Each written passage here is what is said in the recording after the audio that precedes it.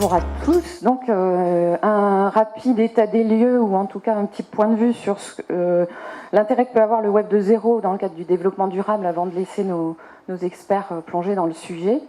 Et donc pour commencer, si ça marche, voilà. J'ai fait un petit nuage de tags tout simple pour vous rappeler, si jamais c'était nécessaire, en quoi le Web 2.0 est différent du Web précédent. Donc les mots importants, c'est user-centric, on n'a pas tellement d'équivalent en français, même si on peut parler de centrage sur l'utilisateur, concentration, focalisation sur l'utilisateur. Donc l'internaute est au cœur du Web 2.0. Et à partir de là, on est dans des démarches de collaboration, d'implication, de création de contenu par l'utilisateur autant que par les créateurs de sites. Et puis les mots plus techniques, plus outils que vous connaissez tous et qui vont autour du Web 2.0, ce sont le blog, le réseau social, le wiki, tous ces outils, tous ces environnements qui permettent donc de mettre en œuvre le Web 2.0 et aux internautes de participer à la vie, à la création du web. Alors maintenant, en quoi tous ces éléments-là peuvent avoir un intérêt dans le cadre du développement durable? Donc, participation et implication des internautes, c'est essentiel dans le développement durable, puisque que ce soit pour le pilier environnemental que tout le monde connaît, mais aussi que ce soit pour l'implication sociale ou économique dans le développement durable, les citoyens, les personnes, les internautes ont envie de s'impliquer.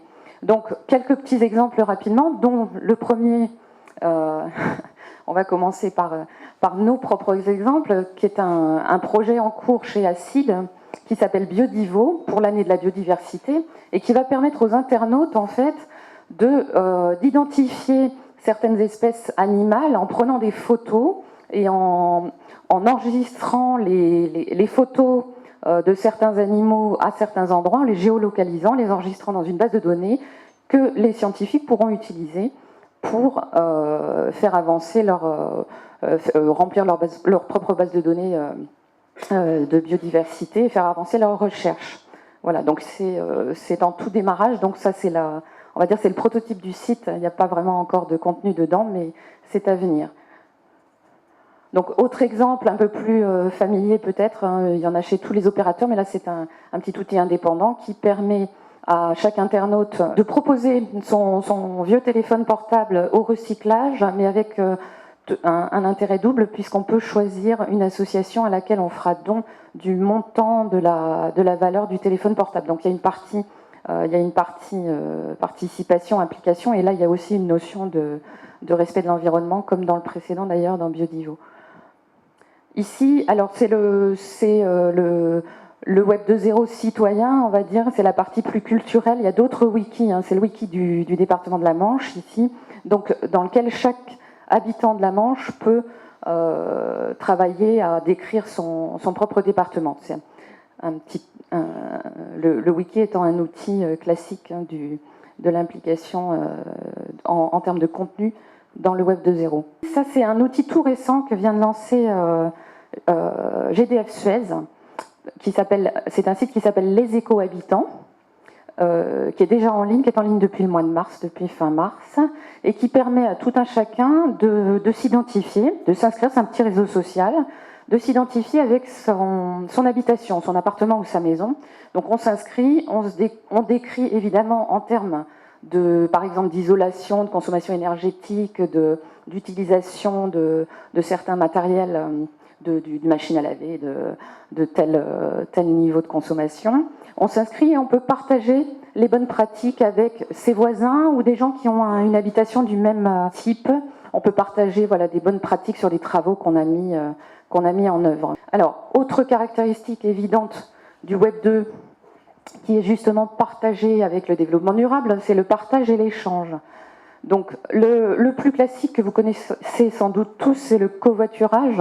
Ici, c'est un site qui est tout neuf aussi, qui s'appelle Rhône-en-Vert. Hein, donc c'est Rhône-Alpes qui a lancé un site dédié au développement durable, dans lequel il y a un outil de troc, mais là c'est la partie covoiturage, dans laquelle on peut s'inscrire sur différents sites de covoiturage en fonction du département dans lequel on habite. Alors là, c'est assez rigolo, c'est tout récent aussi. Ce sont deux entrepreneurs lillois qui ont monté ce site qui s'appelle Keeple.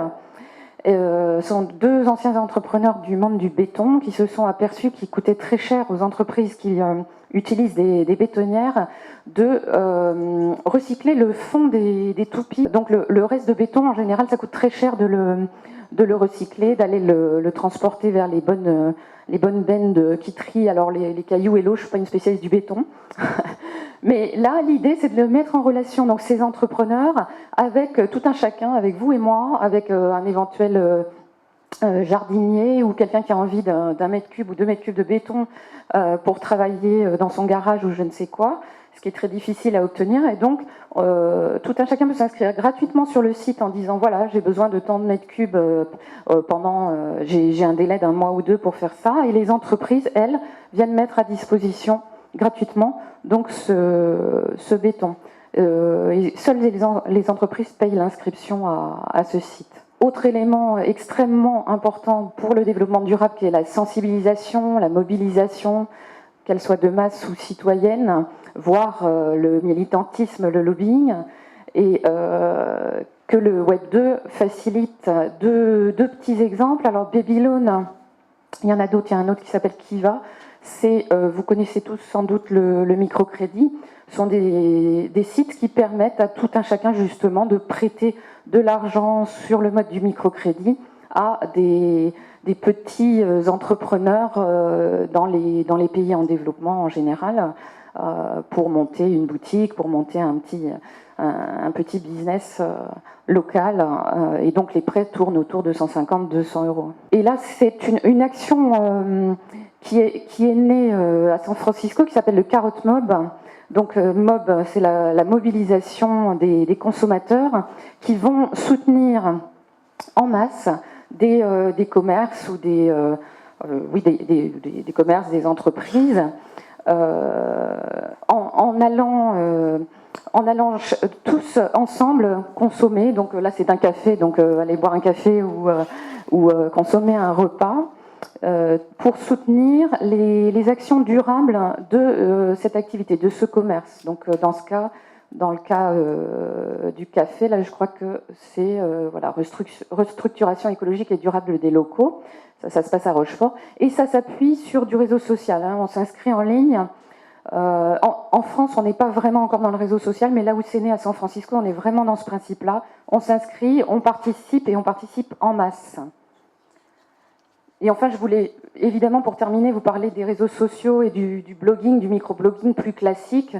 Twitter, Facebook et tout ce qui va autour. Ce sont des outils qui apportent un niveau de confiance important à l'internaute, puisqu'on vous conseille des amis ou des followers suivant l'endroit où vous êtes. Donc vous avez un degré de confiance un peu plus élevé que juste lors de la consultation d'un site web. Et ça, c'est un élément essentiel pour le développement durable. On a davantage confiance dans un ami qui vous donne une information plutôt que juste dans un site web qu'on consulte. Voilà.